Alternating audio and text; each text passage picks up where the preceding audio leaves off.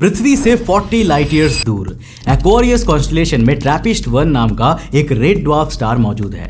इस तारे के रेडियस के बारे में बताऊं तो ये जुपिटर से बस थोड़ी ही ज्यादा है और इसका मास हमारे सूरज का महज 9% बैठता है, लेकिन इसकी एज हमारे सूरज से कहीं ज्यादा है, करीब 7.6 बिलियन ईयर्स।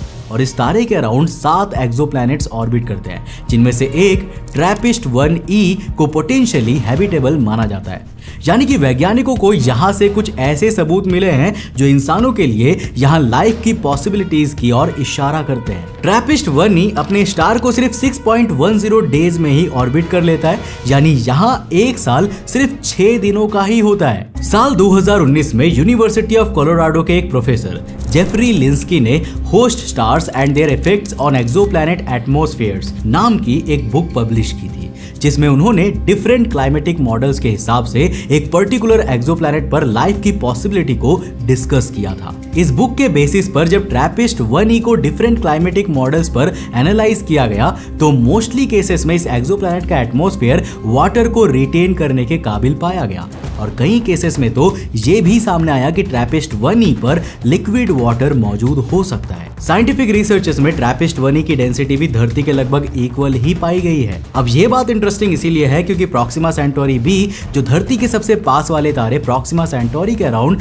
घूमता एक एक्सोप्लैनेट है, उसे भी धरती से सिमिलर डेंसिटी होने के आधार पर ही हैबिटेबल एक्सोप्लैनेट का टैग दिया गया है। नेशनल लाइब्रेरी ऑफ मेडिसिन में पब्लिश्ड इस रिसर्च पेपर के अनुसार ट्रैपिस्ट 1e का एटमॉस्फेयर कार्बन डाइऑक्साइड से घिरा हुआ है, जो इस एक्सोप्लैनेट को वार्म करती है और जिसके कारण यहाँ के सरफेस पर लिक्विड वाटर होने के चांसेस और भी हाई हो जाती है। हालांकि देखो, ये कार्बन डाइऑक्साइड इतनी ज्यादा क्वांटिटी में भी नहीं है कि ये इंसानों की लाइफ पर नेगेटिव इंपैक्ट डाल सके, जैसा करेंटली हमें मार्स के केस में देखने को मिल रहा है। सिर्फ ट्रैपिस्ट 1e पर ही नहीं, बल्कि वैज्ञानिक मानते हैं कि सोलर सिस्टम के दूसरे प्लैनेट्स पर भी लाइफ की स्ट्रॉन्ग पॉसिबिलिटीज हो सकती है। हार्वर्ड यूनिवर्सिटी के एक रिसर्च पेपर की माने तो ट्रैपिस्ट 1 सोलर सिस्टम के कई प्लैनेट्स पर टाइडल फोर्सेस को नोटिस किया गया है, और भाई टाइडल फोर्सेस तो ओशंस में ही होती है ना। और फिर देखो, अगर टाइडल फोर्सेस है तो वहां कभी भी बाढ़ और कभी सूखा भी पड़ता होगा, जो बेसिकली ऐसे केमिकल रिएक्शंस को ट्रिगर करता है जो लाइफ के डेवलपमेंट के लिए नेसेसरी होती है। इवन ट्रैपिस्ट 1 सोलर सिस्टम के आउटर एक्सोप्लैनेट्स जैसे ट्रैपिस्ट 1f, G और H के बारे में तो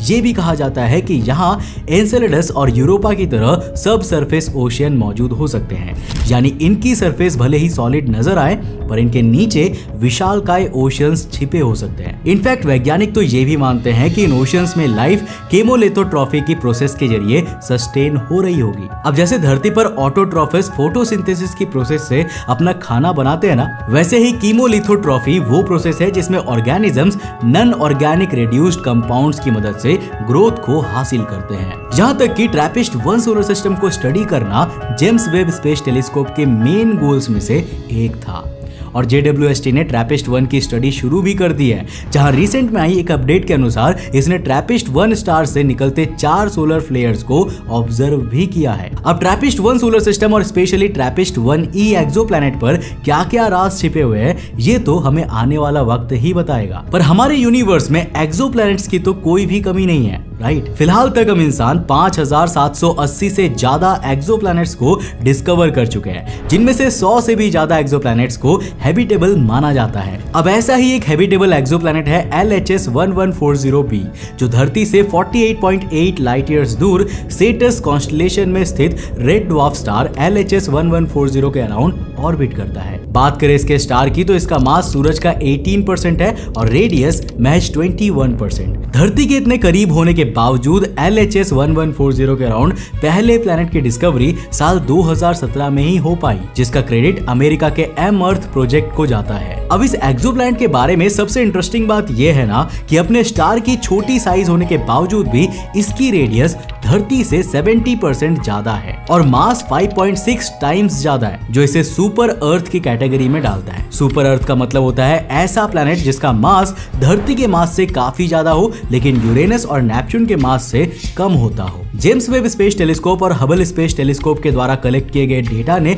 यह रिवील किया है कि LHS 1140b अपने स्टार के हैबिटेबल जोन में आता है। यानी यहाँ पर लिक्विड वाटर के होने की पॉसिबिलिटीज बहुत ज्यादा है। और तभी तो यूनिवर्सिटी ऑफ मिशिगन के प्रोफेसर रायन मैकडोनाल्ड ने इसे आज तक के खोजे गए most promising habitable zone exoplanets में से एक कहा है। अब अगर हम LHS 1140 के एवरेज टेम्परेचर की बात करें तो ये करीब -43 डिग्री सेल्सियस माना जाता है। हालांकि वैज्ञानिक अभी तक इस बात पर श्योर नहीं है कि इस एक्सोप्लैनेट के अराउंड थिक एटमॉस्फेयर मौजूद है या नहीं। जनरली जिन सोलर सिस्टम के स्टार्स लेस वायलेंट होते हैं ना, जैसे कि हमारा सूरज है, वहां के प्लैनेट्स पर थिक एटमॉस्फेयर के होने के चांसेस बहुत हाई होती है। और LHS 1140 भी कुछ ऐसा ही स्टार है जो दूसरे ड्वार्फ स्टार्स के ऑपोजिट बेहद ही शांत है। अब इसको देखते हुए ऐसा लगता है कि LHS 1140b पर भी थिक एटमॉस्फेयर जरूर होना चाहिए। और अगर ऐसा होता है तो इस एक्सोप्लैनेट पर धरती की तरह ग्रीन हाउस इफेक्ट भी देखने को मिल सकता है, जो इसके टेम्परेचर को -7 डिग्री सेल्सियस तक ले जाएगा। और क्योंकि ये प्लैनेट धरती से काफी बड़ा है तो इस पर लगने वाले ग्रीन हाउस इफेक्ट भी ज्यादा ही होगा। अब एग्जांपल के लिए मान लेते हैं कि ये डबल होता है तो LHS 1140b का टेम्परेचर 23 डिग्री सेल्सियस पर पहुंच जाएगा, जो लाइफ के लिए मोस्ट अप्रोप्रिएट टेम्परेचर है। बट व्हाट इफ कि यहाँ हमें कोई एटमॉस्फेयर ही ना मिले? वेल, ऐसी कंडीशन में यहाँ आइस की एक थिन लेयर मौजूद हो सकती है जो इसके इंटरनल हीट के चलते लिक्विड वाटर में बदलने का पोटेंशियल रखती है। अब बात करते हैं केपलर 186f की, जो किसी भी स्टार के हैबिटेबल जोन में डिस्कवर किया गया पहला अर्थ साइज्ड प्लैनेट था। यह एक्सोप्लैनेट धरती से 579 लाइट ईयर्स दूर सिग्नस कॉन्स्टेलेशन में स्थित M1 type dwarf star Kepler 186 के अराउंड ऑर्बिट करता है। एंड इंटरेस्टिंगली हैबिटेबल जोन में होने के बावजूद ये अपने सोलर सिस्टम का फार्देस्ट डिस्कवर्ड प्लैनेट है, क्योंकि यहाँ मौजूद बाकी के 4 एक्सोप्लैनेट्स हैबिटेबल जोन के इंटीरियर पार्ट पर मौजूद है। अब बात करें 186f की तो ये अपने स्टार को 130 दिनों में एक बार ऑर्बिट करता है। इसका मास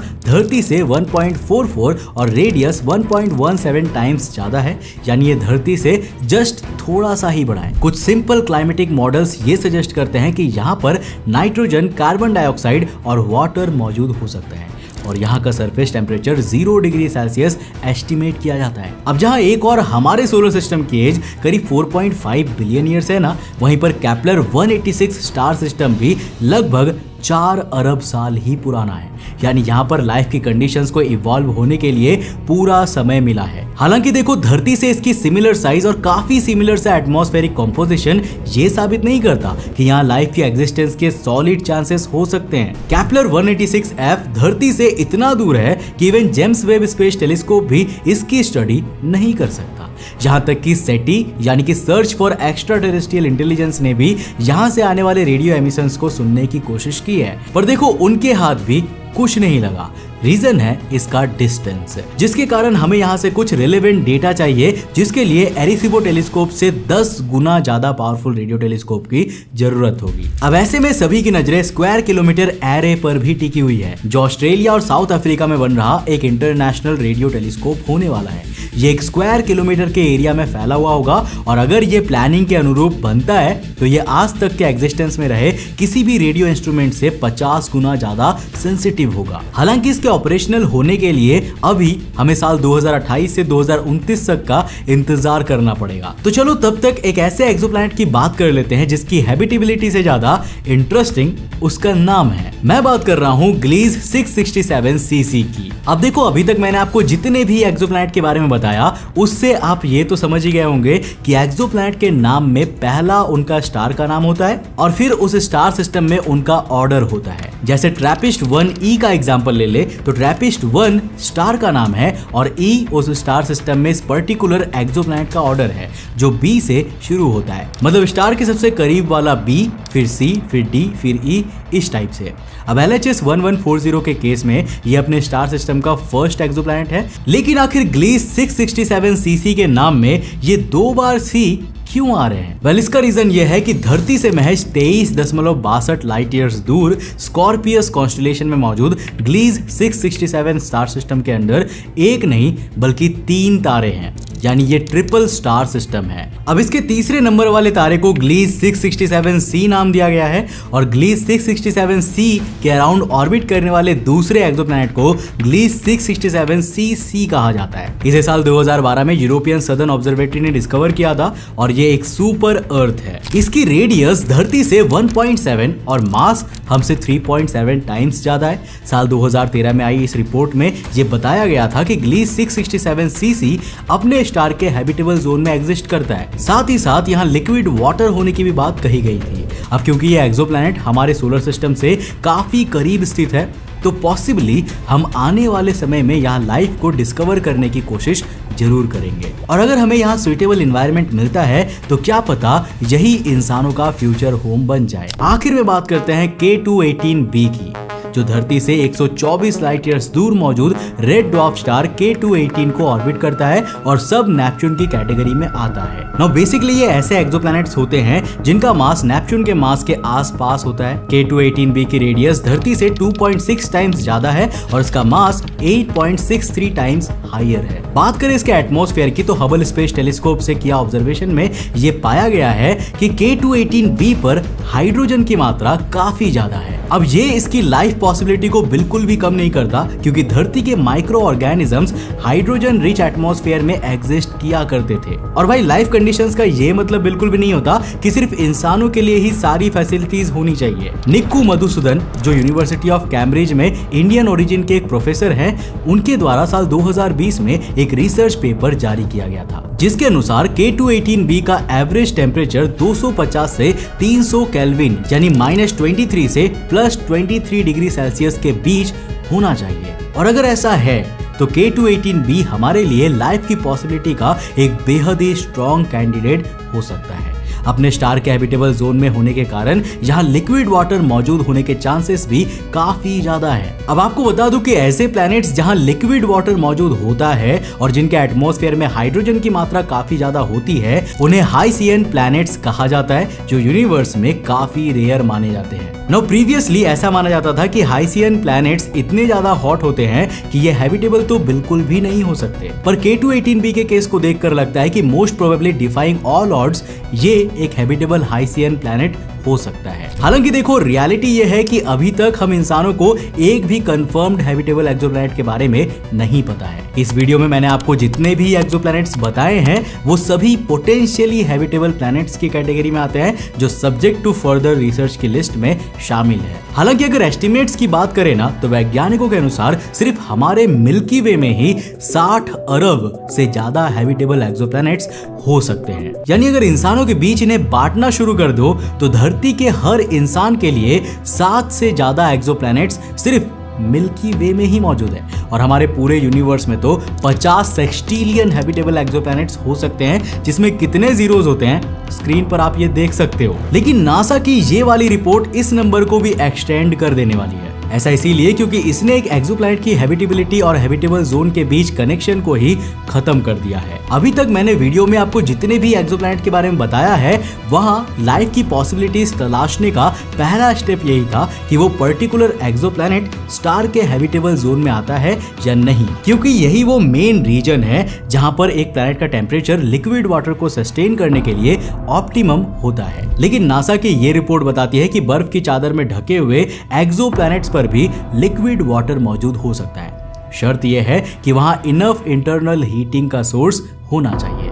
अब जिस तरह धरती पर वॉल्केनो इरप्ट होते हैं, ठीक वैसे ही ऐसे आइसी एक्सोप्लैनेट्स पर आइस क्रस्ट के बीच से लिक्विड वाटर के गीजर्स निकल सकते हैं। डॉक्टर लाइना क्विक, जो नासा के गोडार्ड स्पेस फ्लाइट सेंटर में अपनी टीम के साथ इस पर रिसर्च कर रही हैं, उन्होंने बताया है कि फिलहाल 17 ऐसे कंफर्म्ड आइसी एक्सोप्लैनेट्स हैं जिन्हें रेडियो एक्टिव एलिमेंट्स के डीके या टाइडल फोर्सेस से इनफ इंटरनल हीटिंग मिल रही होगी, जिसके कारण यहाँ सब सरफेस ओशियन मौजूद हो सकता है। हालांकि इस लिस्ट में कौन कौन से एक्सोप्लैनेट्स हैं उनके बारे में कोई भी इंफॉर्मेशन अवेलेबल नहीं है पब्लिकली। लेकिन आखिर हमें कैसे पता चलेगा कि किसी एक्सोप्लैनेट पर यह गीजर एक्टिविटीज हो रही है या नहीं हो रही है? क्योंकि ऑब्वियसली ये एक्सोप्लैनेट्स हमसे इतनी दूरी पर है कि जमीन से निकलते हुए गीजर्स वैसे भी हमें नजर नहीं आने वाले। तो देखो, इसके लिए डॉक्टर क्विक बताती है कि हमें वहां से आने वाली स्टार लाइट को एनालाइज करना होगा। डिफरेंट एलिमेंट्स और कंपाउंड्स लाइट को एब्जॉर्ब करने पर अपने सिग्नेचर कलर्स एमिट करते ही हैं, जिन्हें डिटेक्ट करते हुए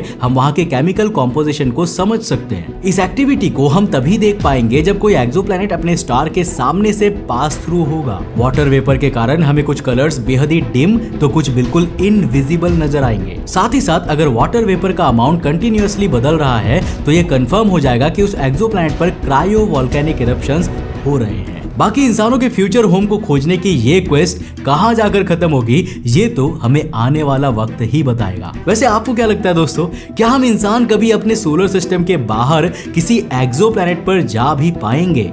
अपनी राय मुझे नीचे कमेंट सेक्शन में लिखकर जरूर बताना। और अगर मान लेते हैं कि अगर कभी हमें ऐसा कोई मौका मिला तो आप कौन से एक्सोप्लैनेट पर जाना चाहेंगे और क्यों?